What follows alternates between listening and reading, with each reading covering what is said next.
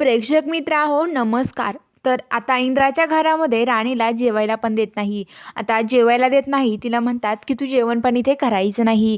तर आता जी राणी आहे तिला झोपच येत नाही रात्री. ती सकाळी उठते आणि ती सगळं घर बघते.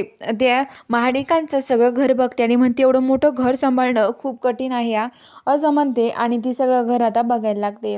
ती सगळं घर बघितल्यावर आता सकाळी सगळेजण नाश्ता करत असतात. नाश्ता करत असताना आता आबा म्हणतात, "चल राणी, आता तू पण नाश्ता करून घे. तू कशाला थांबली आहे? चल नाश्ता कर." तर लगेच आता जी उर्मिला असते ती उर्मिला म्हणते, की "नाही आबा, आम्ही सगळ्या लेडीजच्या सोबत नाश्ता करू. तुम्ही करा अगोदर जेवण." तर आता लगेच सगळ्यांना ते म्हणते, की "तुम्ही करा ब्रेकफास्ट, तोपर्यंत आम्ही करू." तर आबा ते नाश्ता करतात आणि रूममधून किचनमधून निघून जातात. तर आता जी उर्मिला आणि ते असतात सगळेजण नाश्ता करायला बसतात. आता ती राणी पण ते बसायला लागते. तर मालती म्हणते, की "काय खुर्चीवर बसायची तुझी लायकी नाहीये. तू खाली बसायचं नाश्ता करायला.